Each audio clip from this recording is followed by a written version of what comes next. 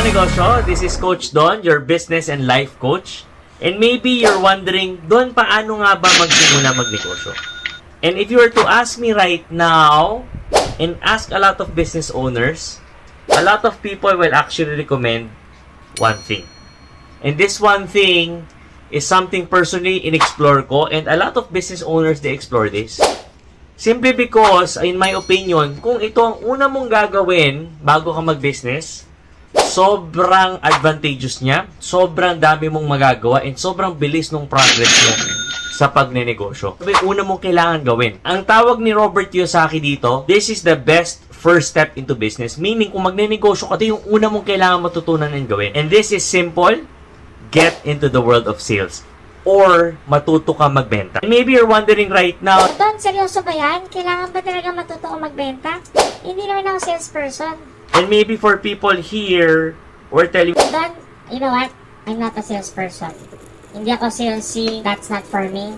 I'm telling you right now, each and every person in the world is a salesperson. What do I mean? If maybe ikaw ay nakapasok sa isang trabaho, salesperson ka. Bakit? Kasi nabenta mo sa HR manager or sa tao na mag-hire sa'yo na dapat ikaw yung i-hire nila at hindi ka bilang tao. So you sold the idea that you should be the person who should be hired, not anyone else. Another example, kung ikaw ay isang kaibigan na mahilig mag-endorse or nakapag-endorse na ng favorite restaurant mo or favorite na milk tea mo or favorite na movie mo, salesperson ka. Bakit? Simple lang. Binenta mo yung idea sa kaibigan mo na, uy, masarap tong milk tea na to, i-try mo. Uy, maganda yung movie, panoorin mo. If ginawa mo yun We've got your favorite Frito-Lay flavors. Enjoy all of them this Christmas. Make everyone's holiday special. and in your life, you are already a salesperson. Bakit? Nabenta mo yung movie. Nabenta mo yung milk tea, bumili sila. They believed in you. And bottom line, when you do that, you are already in sales. You don't even know it. Unfortunately, nagbenta ka. Ang question is, kumita ka ba? And the answer is, no. Hindi ka kumita, friend. Yun yung problema. Nasa sales ka, ibang taong kumita, ikaw ang nagbenta para sa kanila. Sabi nila, thank you daw. So what's my point, no? Lahat ng tao salesperson. Whether you like it or not, you are selling something. But the problem is, are you earning from it? And unfortunately, a lot of you here, you're not earning. That's the reality. So, what's my point, no? My point is, get into the world of sales. Because, kung marunong ka magbenta, promise, mas madaling magnegosyo. I'll give you 3 examples, no? Bakit nga ba ang isang negosyante, napaka-importanting matuto magbenta. Number 1 example, obviously, as a salesperson, you need to learn how to sell products. Diba? Kunyari, meron kang company. And yung company mo is nagbebenta, let's say, ng lotion. Kung one day, sabi ng mga customers mo, ayaw na namin bumili, hindi na kami bibili sa'yo, wala ka ng kumpanya. Because sales is the lifeblood of any business. So, lahat ng kumpanya, kailangan matuto magbenta. Ganun ka din. Kailangan mo din matuto magbenta ng produkto. Kung hindi mo alam kung paano mo ibenta yung produkto mo, hindi magsusurvive ang negosyo mo.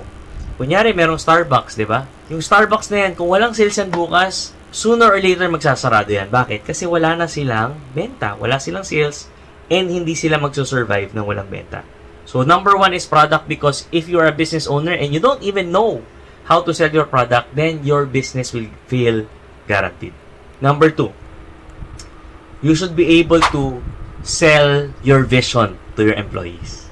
What do I mean by this? No? Simple lang, no? Kung ikaw yung negosyante, dapat you have the capacity to sell to people. Number 1, why they should join you and your team. Kasi kung hindi mo mabenta sa kanila na dapat sa'yo sila sumali, may future sila sa company mo, hindi ka makakabuild ng great team. And in order to reach where you want to go, your abundance, your amazing business, kailangan mo ng mga tao sa team mo. So, kailangan mo ibenta sa kanila. Number 2, you have to sell to them why they should work hard and work hard for you in your business. Nagigets nyo to? So, dapat mabenta mo sa mga tao mo yung vision mo, yung purpose nila, and reason kung bakit sila magtrabaho para sa'yo. So, number 2 is simple. You have to be willing and able to sell your vision to your people so that great people will start to join your team as well. Yan. And number 3 is sell yourself. So, ito guys kailangan kung negosyante ka, marunong kang ibenta ang sarili mo. So number one, paano mo siya magagamit? Matuto ka mabenta ang sarili mo sa investors mo. Here's the reality. You cannot do it with your own money alone. Maybe sometimes you need banks or investors in your company. You have to be able to sell yourself to them.